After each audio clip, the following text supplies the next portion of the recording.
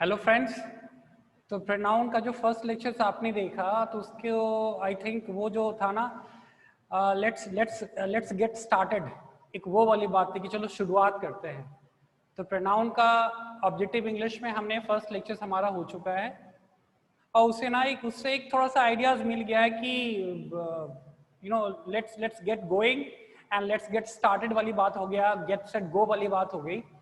अभी वहां पे हमने सिर्फ ये देखा था कि प्रोनाउन क्या है, उसके ऊपर हमने डिस्कशन करा था। ये जो लेक्चर है हमारा, इस पे ना हम एक टेबल फॉर्म की बात करने जा रहे हैं। उसमें प्रोनाउन जो कि बहुत एसेंशियल और जो बहुत बेसिक टर्म्स जो यूज होते हैं प्रोनाउन में बार बार जो है ना, उन सभी टर्म्स को एक जगह सिमट के ना एक जगह हम असेंबल कर देंगे, उसका एक जगह हम कलेक्टिव फॉर्म में देख लेंगे, जिससे कि क्या होगा कि बार बार अगर हमें उसी चीज को रेफर करना है ना होता है तो उसको हम बार बार रेफर बड़े आसानी से हम कर लेंगे। और इसीलिए ये जो है इसको टुडे जो है आज ये इस वीडियो को I am going to call this lecture table of number, person, gender and case. इसको इस टेबल को ना आज मैं नंबर, पर्सन, जेंडर और केस के टेबल के नाम से हम जान रहे हैं। भाई बहुत बेसिक्स है, बहुत खूबसूरत ये टेबल होता है, बहुत ज़्यादा इस्तेमाल होता है। इसको बड़े आसानी से ना इसको हम फट से इसको हम देख लेते हैं। तो यहाँ पे इस टेबल में हम कंसिडर करने वाले number, person, gender, case. Number कितने होते हैं? 2 होते हैं, सिंगुलर या प्लूरल होते हैं। पर्सन्स कितने होते हैं? 3 होते हैं, first person, second person, third person. Gender कितने होते हैं? 4 होते हैं, masculine, feminine, common and neuter. And case जिसको कि हिंदी में हम कारक कहते हैं, ये कितने होते हैं? होते तो हिंदी की तरह 8 कारक इंग्लिश में भी होते हैं, बट जो सबसे ज्यादा फ्रिक्वेंटली इस्तेमाल होता है वो जो और जिसका कि इस्तेमाल इस टेबल में हम देखने जा रहे हैं ना, वो 3 होते हैं, nominative case, objective case and possessive case. फिर से एक बार देख लें हम, नंबर्स कितने होते हैं? 2 होते हैं numbers, singular and plural. Singular का मतलब 1 एक वचन, प्लूरल का मतलब बहुवचन। पर्सन्स कितने होते हैं? पर्सन्स होते हैं 3, first person, second person, third person. Speaker जो बोलता है उसको कहते हैं फर्स्ट पर्सन, लिसनर को कहते हैं सेकंड पर्सन, और जिसके बारे में कहा जाता है वो होता है थर्ड पर्सन। जेंडर की बात कर लें, जेंडर होता है 4, masculine, pulling, feminine, common. Common common gender का मतलब जैसे स्टूडेंट, एक गर्ल भी हो सकता है कि बॉय भी हो सकता है, teacher, doctor, engineer. And case जिसको कि हम लोग हिंदी में कारक कहते हैं, इसमें ना हम 3 केजेस देखेंगे। ऐसे हिंदी की तरह ये केजेस भी 8 होते हैं, बट हम 3 देखेंगे सिर्फ। नॉमिनेटिव केस, कर्ता कारक जिसका कि इस्तेमाल कर्ता के रूप में होता है, क्रिया का कर्ता बनता है, वर्ब का सब्जेक्ट बनता है। ऑब्जेक्टिव केस जिसको कि हम कर्म कारक कहते हैं, वो वर्ब का ऑब्जेक्ट बनता है, क्रिया का कर्म बनता है। और तीसरा जो है वो पॉजेसिव केस, जिससे कि संबंध दिखाता है किसी वस्तु पर, किसी सामान पर, किसी एक पर्टिकुलर इंसान का हक होता है, वो ओनर होता है, वो उसका मास्टर होता है, उसके ऊपर ओनरशिप होता है, उसके ऊपर बिलोंगिंगनेस होता है, उसके ऊपर मालिकाना हक होता है। तो इन सबको मिला के ना एक टेबल बना लेते हैं और उस टेबल में हम देखते हैं कि क्या है। तो पहला हम देख लेते हैं नॉमिनेटिव केस। नॉमिनेटिव केस जिसको कि हमने देख लिया कर्ता कारक। कर्ता कारक का मतलब जिसका कि इस्तेमाल जो होगा ना वो वाक्य का, सेंटेंस का सब्जेक्ट बनेगा, वर्ब का सब्जेक्ट बनेगा, क्रिया का सब्जेक्ट बनेगा, वाक्य का कर्ता बनेगा। दूसरा हो जाता है ऑब्जेक्टिव केस। ऑब्जेक्टिव केस को हम लोग हिंदी में कहते हैं कर्म कारक, जो ना मतलब एक जो क्रिया होता है उसका कर्म बनता है, एक सेंटेंस का जो वर्ब होता है उसका ऑब्जेक्ट बनता है। और तीसरा हो जाता है पोजेसिव केस। पोजेसिव केस जिसका ना जिससे कि पोजेशन दिखता है, ओनरशिप दिखता है, मालिकाना हक दिखता है, किसी वस्तु पर किसी का मालिकाना हक दिखता है, उसका लीगल राइट बनता है। ये जो होता है 2 टाइप्स के होते हैं, एक होते हैं एडजेक्टिव और एक होते हैं प्रोनाउन। इन बात को भी ध्यान रखना है। एक पॉजेसिव केस जो हो गए 2 टाइप्स के होते हैं, कि एडजेक्टिव होता है, एडजेक्टिव को हम कहते हैं विशेषण, और एक होता है प्रोनाउन जिसको हम कहते हैं सर्वनाम। और जो लास्ट के टेबल एक जो और हम कॉलम देखेंगे, इसको हम कहते हैं रिफ्लेक्सिव या इम्फैटिक। ये 5 कॉलम हमारे पास इस टेबल में बनने जा रहा है। पहला कॉलम हो जाएगा नॉमिनेटिव केस कर्ता कारक, दूसरा हो जाएगा ऑब्जेक्टिव केस कर्म कारक, तीसरा हो जाएगा पोजेसिव केस। पोजेसिव केस अब हमारे पास हो जाएंगे 2 टाइप्स के, एक हो गया एडजेक्टिव, दूसरा हो गया प्रोनाउन, और फिफ्थ जो कॉलम हो गया वो हो गया रिफ्लेक्सिव प्रोनाउन और एम्फैटिक प्रोनाउन। तो इसको ना थोड़ा सा हम समझ लेते हैं। टेबल बनाने के पहले ये हम समझते हैं कि रिफ्लेक्सिव और एम्फैटिक प्रोनाउन क्या है। रिफ्लेक्सिव एंड एम्फैटिक प्रोनाउन क्या है? वो जितने भी होते हैं ना, माई सेल्फ, ये जो आई से बनता है माई सेल्फ, वी से बनता है आर सेल्फ, यू से होते हैं योर सेल्फ या योर सेल्फ भी कह लें, शी से होता है हर सेल्फ, ही से बनता है हिमसेल्फ, इट से बनता है इटसेल्फ, और दे से बनता है देमसेल्फ। यहाँ पे हमें ये देखना पड़ेगा, जो सिंगुलर होता है उसके साथ लगता है सेल्फ, और जो प्लूरल होता है उसके साथ लगता है सेल्फ। तो ये हम देख लें, जहाँ पे जो सिंगुलर होता है उसके साथ लगाते हैं सेल्फ, और जो प्लूरल होता है, प्लूरल जो होता है उसके साथ हम लगाते हैं सेल्फ। तो हम चेक कर लेते हैं कौन सा सिंगुलर है कौन सा प्लूरल है। आई से बन गया माई सेल्फ, तो आई होता है फर्स्ट पर्सन सिंगुलर नंबर, इसलिए इसके साथ सेल्फ लगा। वी से बन जाता है आर सेल्फ, तो हो गया we first person plural number है, इसलिए इसके साथ हो गया आर सेल्फ। यू जो है सेकंड पर्सन भी हो सकता है, और यू जो है सिंगुलर भी हो सकता है, सेकंड पर्सन जो है सिंगुलर भी हो सकता है और प्लूरल भी हो सकता है, क्योंकि यू का मतलब एक भी हो सकता है और यू का मतलब बहुत सारे भी हो सकते हैं। वो एक पहले ओल्डन इंग्लिश में ना, पहले के जमाने में, पुराने इंग्लिश में सेकंड पर्सन का भी सिंगुलर एंड प्लूरल अलग होते थे। कौन कौन सा वो होते थे, वो वर्ड आपने जरूर देखे होंगे, डाई, दी, दाओ, डाइन, ये सारे जो वर्ड्स थे ना, ये सारे जो हैं सेकंड पर्सन के थे। दाऊ, दाइन, दाऊ, दी, ये सारे वर्ड्स जो थे सेकंड पर्सन के थे। तो उस जमाने में ओल्डन इंग्लिश में, पुराने इंग्लिश में, इसको हम लोग कहते हैं ओल्डन इंग्लिश। रविन्द्रनाथ टैगोर के पोएम्स में ना जो है where the mind is without fear, जो गीतांजलि के पार्ट है, उसमें भी डाई वर्ड का इस्तेमाल हुआ है। तो इसीलिए सेकंड पर्सन का सिंगुलर एंड प्लूरल दोनों सेम होते हैं। अगर सेकंड पर्सन सिंगुलर का इस्तेमाल होएगा तो योर सेल्फ हो जाएगा, और अगर सेकंड पर्सन प्लूरल में इस्तेमाल होएगा तो योर सेल्फ हो जाएगा। ही जो होता है हिमसेल्फ होता है, शी से हो गया her self, third person singular number है, फेमिनिन जेंडर है। ही से हो गया हिमसेल्फ, तो ये भी थर्ड पर्सन सिंगुलर नंबर, इसलिए सेल्फ। इट से बन गया इटसेल्फ, इट भी थर्ड पर्सन सिंगुलर नंबर जो हो गया, और न्यूटर जेंडर हो गया। और दे जो हो गया देमसेल्व्स, दे से बन गया, इसमें देमसेल्व्स लग गया क्योंकि ये प्लूरल है। तो यहाँ पे हमने ये समझ लिया कि किसके साथ हमें सेल्फ लगाना है और किसके साथ हमें सेल्फ लगाना। अगर सिंगुलर है तो सेल्फ लगा लिया, और प्लूरल है तो सेल्फ लगा लेंगे। तो इन्हीं सारे वर्ब्स को, इन्हीं सारे जो प्रोनाउंस है ना, इन्हीं सारे प्रोनाउंस को हम क्या कहते हैं, रिफ्लेक्सिव और एम्फैटिक कहते हैं। अब रिफ्लेक्सिव एम्फैटिक होता क्या है, इसको हम समझ लेते हैं। ये जो रिफ्लेक्सिव और एम्फैटिक क्या होता है, उसके बाद ना ये हम टेबल को समझने की कोशिश करेंगे। ये रिफ्लेक्सिव और एम्फैटिक क्या है, तो एक रिफ्लेक्सिव प्रोनाउन की बात कर लेते हैं। रिफ्लेक्सिव प्रोनाउन, रिफ्लेक्सिव प्रोनाउन का मतलब होता है कि अगर सब्जेक्ट ने किसी काम को परफॉर्म किया और उसके काम करने का असर सब्जेक्ट पे ही वापस आ जाए।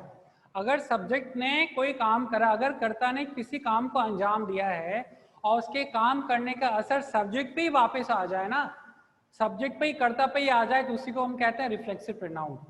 तो यहाँ पे हम कह सकते हैं when the action done by subject turns back on subject।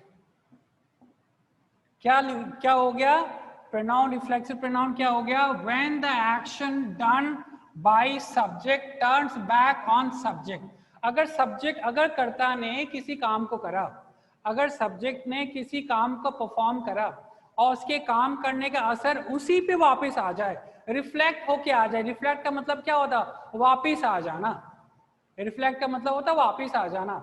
अगर मेरे हाथ में एक गेंद है, if I have a ball in my hand, और इसको ऑपोजिट बॉल में थ्रो करो तो वापस दोबारा मेरे पास आ जाएगा, इसलिए इसको कहते हैं रिफ्लेक्ट होके आ जाना। तो अगर सब्जेक्ट ने किसी काम को परफॉर्म करा है और उसके परफॉर्म करने का जो रिजल्ट है, जो परिणाम है, वो खुद सब्जेक्ट पे ही आ जाए, उसी को रिसीव करे, तो वो हो जाता है रिफ्लेक्सिव। और इसको हम ऐसे देख लेते हैं कि अगर सेंटेंस का सब्जेक्ट और ऑब्जेक्ट दोनों सेम है, ये भी हम कह सकते हैं subject and object same person. हम ये भी कह सकते हैं कि सेंटेंस का जो सब्जेक्ट और ऑब्जेक्ट सेम पर्सन होता है ना, जो काम कर रहा है वो भी सेम है, और जिसका कि काम का असर जिसके ऊपर जाके वापस आ गया वो भी सेम है, तब इसको हम रिफ्लेक्सिव कहते हैं, रिफ्लेक्ट कर लेते हैं। अब इसको जो है ना कुछ एग्जाम्पल हम देख लेते हैं, इसका रिफ्लेक्सिव प्रोनाउन का कुछ एग्जाम्पल हम देख लेते हैं, यहाँ पे देख लेने की कोशिश करते हैं। तो अगर हम देखते हैं, आई फेड माई सेल्फ ग्रेप्स, मतलब मैंने अपने आप को अंगूर खिलाए, मतलब मैंने खाया, मैंने खिलाया, मेरे खिलाना, मैंने जो अंगूर उठा के खिलाया वो किसी दूसरे के मुंह में नहीं गया, वो मेरे मुंह में ही आ गया। मतलब मैंने काम करा और उसके काम करने का असर मेरे ऊपर ही आ गया, मैंने अंगूर खाए और उसका असर जो है ना मेरे सेहत पे होने वाला है, तो इसलिए यहाँ पे हो गया रिफ्लेक्सिव। एक और देख लेते हैं, we blame ourselves for the accident, मतलब दुर्घटना के लिए, उस एक्सीडेंट के लिए हमने खुद को ब्लेम किया, हमने खुद को आरोप लगाया, मतलब हम लोगों ने आरोप लगाया, तो किसी एक थर्ड पर्सन में आरोप नहीं लगाया, हमारा आरोप किसी और व्यक्ति पे नहीं गया, वो आरोप हमारे ऊपर ही आ गया, वो आरोप हमने जो लगाया वापस हमारे पे आ गया। मतलब यहाँ पे ये और ये दोनों सेम है, यहाँ पे आई और माई सेल्फ दोनों सेम है, अलग इंसान नहीं है। और अगर देख लेते हैं, यू हर्ट योर सेल्फ, आपने खुद को चोट लगा लिया, मतलब आपने कुछ करा, खुद को चोट लगाने के लिए भी उसमें आपको बल लगाना पड़ा होगा, उसमें आपको काम करने पड़े होंगे, उसमें कोई कार्य हुआ होगा। तो आई हर्ट माई सेल्फ, मैंने खुद को चोट लगा लिया, मतलब मैंने कुछ किया और उसका असर मेरे को ही तकलीफ वापस आ गया। और यहाँ पे देखें, अगर यू और योरसेल्फ जो है ना ये अलग नहीं है, सेम है। उसी तरीके से अगर हम देखते हैं, Lisa read to herself in the noon, यहाँ पे लीजा जो है ना वो पढ़ी और पढ़ के खुद को सुनाई, खुद को समझाई, किसी और के लिए नहीं पढ़ी। तो यहाँ पे लीजा और हरसेल्फ दोनों सेम है। Lisa read to herself in the noon, Lisa ने खुद को पढ़ा, खुद को समझाया, तो यहाँ पे दोनों सेम पर्सन है। तो ये एग्जाम्पल्स, और एक एग्जाम्पल ले लें हम, he helped himself to the food, he helped himself to the food, मतलब उसने फूड सर्व किए हुए थे, वहां से उठा के ना उसने खाना शुरू किया, खुद सर्व करा उसने, तो उसने किसी और को नहीं खिलाया, उसने खुद को खिलाया। तो यहाँ पे ही और हिमसेल्फ जो है ना सेम पर्सन है, और उसका काम करने का असर जो है ना उसी पे हो गया। एक और लिख ले हम, दे bought themselves new shoes, मतलब उन्होंने खुद के लिए ना एक नया पेयर ऑफ शूज खरीदा। यहाँ पे ये जो सब्जेक्ट है और ये themselves है, दोनों सेम है, किसी और के लिए नहीं खरीदा। तो रिफ्लेक्सिव का मतलब इतने सारे एग्जाम्पल से ये समझ में आ जाता है कि जब सब्जेक्ट है ना किसी काम को करता है तो उसके काम करने का असर जो है डायरेक्टली सब्जेक्ट पे ही वापस आ जाए, कहीं और पे नहीं जाता है। वो सब्जेक्ट उसका जो काम होता है उसका रिसीव ना उसके इफेक्ट को खुद रिसीव करता है, और जिस सेंटेंस में सब्जेक्ट और ऑब्जेक्ट सेम पर्सन होते हैं उसको कहते हैं रिफ्लेक्सिव प्रोनाउन। और यही चीज ये जितने जो है, अब हमने रिफ्लेक्सिव प्रोनाउन देख लिया, और यही myself, ourself, yourself, himself जो है ना, ये सारी चीजें जो है, ये सारी चीजें यहाँ पे ये रिफ्लेक्सिव भी, इम्फेटिक भी हो जाता है। एक और हो गया हमारे पास इम्फेटिक प्रोनाउन। इम्फेटिक प्रोनाउन का मतलब हो गया जब प्रोनाउन का इस्तेमाल इम्फेसिस के लिए होगा, संज्ञा या सर्वनाम को जो है ना हाईलाइट करने के लिए होगा, उसको ज्यादा सिग्निफिकेंट बनाने के लिए होगा, उसकी ज्यादा महत्ता दिखाने के लिए होगा, तब जो प्रोनाउन जो होता है ना इम्फेटिक होता है। हम क्या लिख सकते हैं, when pronoun used to emphasize noun और प्रोनाउन। जब प्रोनाउन का इस्तेमाल संज्ञा सर्वनाम को एम्फसाइज करने के लिए होगा, उसके ऊपर एम्फेसिस डालने के लिए होगा, तब जो है ना वही myself, ourself, yourself, himself, herself, themself, itself जो हमने अभी रिफ्लेक्सिव में देखा, उसका इस्तेमाल इम्फेटिक में, उसका एम्फेसिस में हो जाएगा। अगर मैं बोलूं मैं अपना सारा काम खुद करता हूं, I myself do all my work, अगर मैं अपना सारा काम खुद करता हूं तो यहां पे क्या हो जाएगा, यहां पे ये इम्फेटिक हो गया। शी हरसेल्फ सॉल्व्ड द सम, उसने उस मैथ्स को ना खुद सॉल्व किया, किसी का हेल्प लिए बनाया, किसी का सहयोग लिए बिना, किसी का हेल्प लिए बिना, इसलिए यहाँ पे क्या हो गया, हरसेल्फ जो हो गया एम्फेटिक हो गया। कहने का मतलब ये जो अभी हम टेबल देखने वाले हैं, number, person, gender and case, यहाँ पे नॉमिनेटिव, ऑब्जेक्टिव, पोजेसिव और रिफ्लेक्सिव एम्फेटिक जो देखने वाले हैं, तो उसमें मैंने सोचा कि चलो ये रिफ्लेक्सिव एम्फेटिक वाले टर्म्स को हम समझ लें।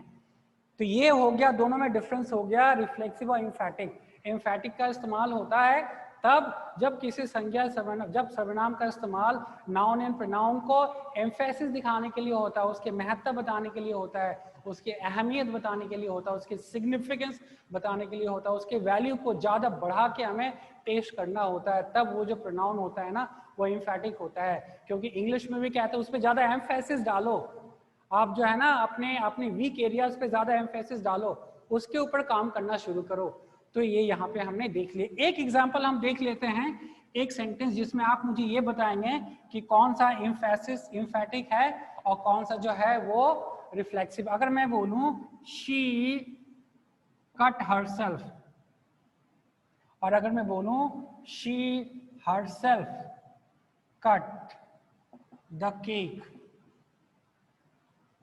पहला सेंटेंस है मेरा शी कट हरसेल्फ, उसने खुद को ही काट लिया। हो सकता है कि सब्जी काटते वक्त या फिर किसी और काम को नाइफ से हैंडल करते वक्त ना उसने खुद को काट लिया।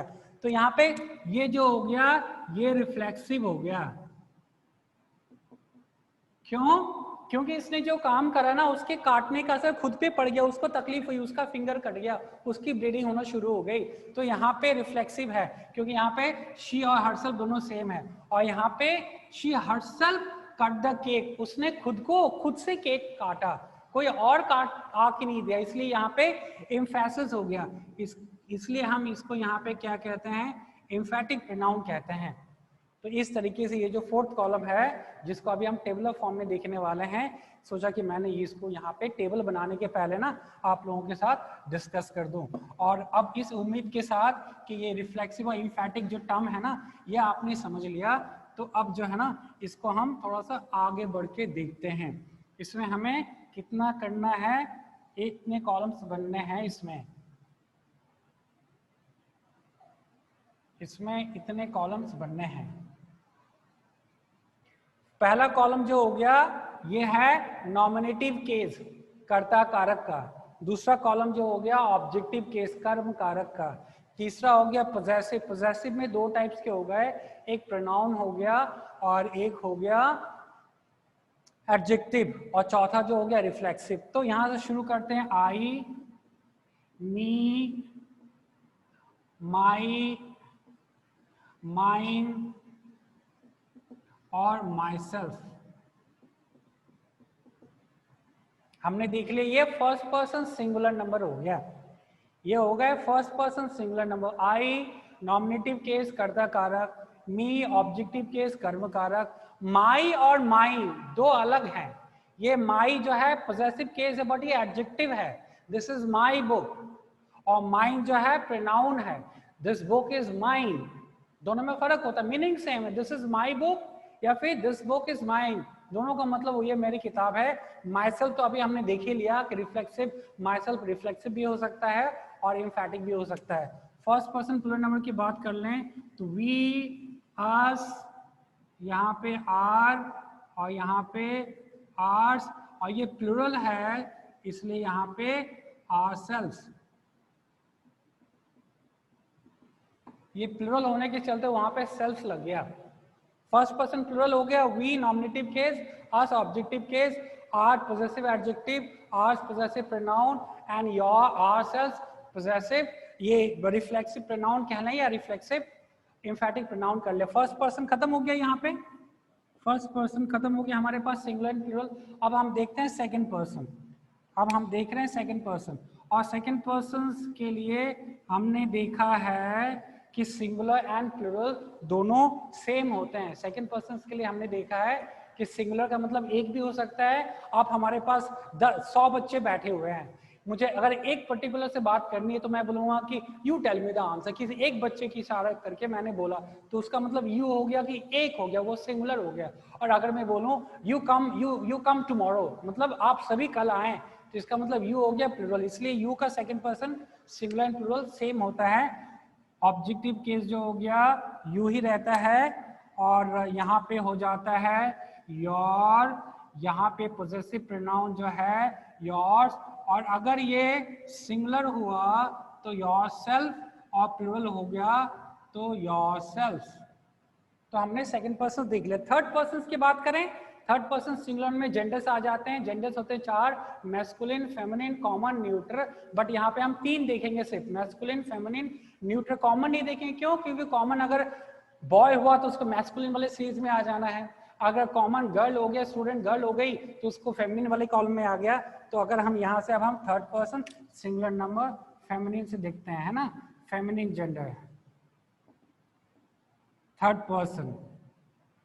यहाँ पे हर, यहाँ पे भी हर, यहाँ पे हर्स,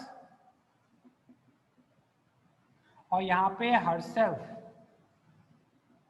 हरसेल्फ क्यों? क्योंकि ये सिंगुलर है। अब क्या हो गया, ही से देख लेते हैं। ही का हो गया फेमिनिन जेंडर हो गया, थर्ड पर्सन सिंगुलर, मैस्कुलिन हो गया। यहाँ पे हिम ऑब्जेक्टिव केस हो गया, हिम पोजेसिव केस हो गया हिज, ये भी पोजेसिव प्रोनाउन भी हिज, और ये सिंगुलर है तो ये हिमसेल्फ। न्यूटर जेंडर देख लेते हैं। न्यूटर जेंडर हो गया इट, हो गया इट, ये हो गया न्यूटर जेंडर। कॉमन जेंडर तो हम करेंगे नहीं, क्योंकि बता दिया कॉमन जेंडर का मैस्कुलिन बॉय होगा तो मैस्कुलिन वाले सीरीज में हो जाएगा, गर्ल होगा तो फेमिनिन वाले में होगा। इसमें इट में क्या हो गया, इसका भी ऑब्जेक्टिव केस इट ही रहता है, इसका हो जाता है it's. Fourth column possessive pronoun नहीं होते हैं, और इटसेल्फ जो हो जाता है इटसेल्फ, यहाँ पे सेल्फ हो जाएगा क्योंकि ये सिंगुलर है। और लास्ट में थर्ड पर्सन प्लूरल हो जाता है हमारे पास। तो थर्ड पर्सन प्लूरल में जो हो गया दे, यहाँ पे हमने देख लिया देम, यहाँ पे हमने देख लिया देयर, और यहाँ पे देयर्स, और यहाँ पे ये प्लूरल है इसलिए यहाँ पे हो जाएगा देमसेल्व्स। ये कॉलम हमने देख लिया, बहुत ही कॉम्प्रिहेंसिव है, बहुत कॉम्पैक्ट है, बहुत छोटा है, बट यहाँ पे ना सारे प्रोनाउन जो बहुत ज्यादा इस्तेमाल होते हैं ना, उसको हमने एक जगह एक इकट्ठे देख लिया।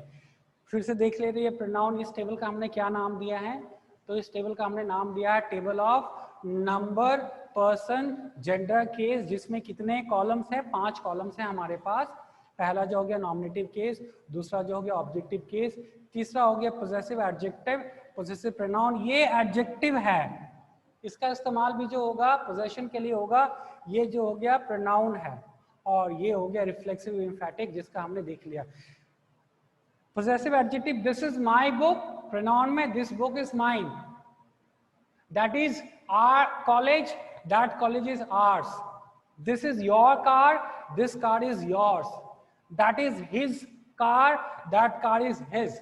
This is her scooty, that scooty is hers. This is their house, this house is theirs. बस इतना ही है. इस वाले लेक्चर्स में सिर्फ और सिर्फ हमने क्या देखा, जो हमने देखा कि एक टेबल के फॉर्म में हमने देखा प्रोनाउन को, उसको कहते हैं table of number, person, gender and case. देखने में तो बहुत आसान लगता है, बट कहीं ना कहीं हर एक सेंटेंस, हर दूसरे सेंटेंस जो हम बोलते हैं ना, उसमें इस टेबल में से एक या दूसरा पार्ट जो है ना, उसमें इस्तेमाल में जरूर आता है. तो अभी भी हम जो है ऑब्जेक्टिव इंग्लिश प्रोनाउन की ओर हम बढ़ रहे हैं. अभी भी हमने स्टार्ट नहीं करा, अभी भी इसके बेसिक समझने की कोशिश कर रहे हैं. फाइन, पेशेंस रखते हुए इसको आप देखते जाएं, और ज़रूर जो है मेरे चैनल्स को सब्सक्राइब ज़रूर करें, क्योंकि जो है ना मेरा एक हर एक सीक्वेंस में मैं इन चीज़ों को ना एक सीक्वेंस में प्रोग्रेसिव वे में मैं धीरे धीरे करके ना वहाँ तक ले जाऊँगा. तो मैं ये नहीं चाहता कि you may miss any particular video or lecture of mine. Fine. Thank you so much for having patience and listening to me. Thank you.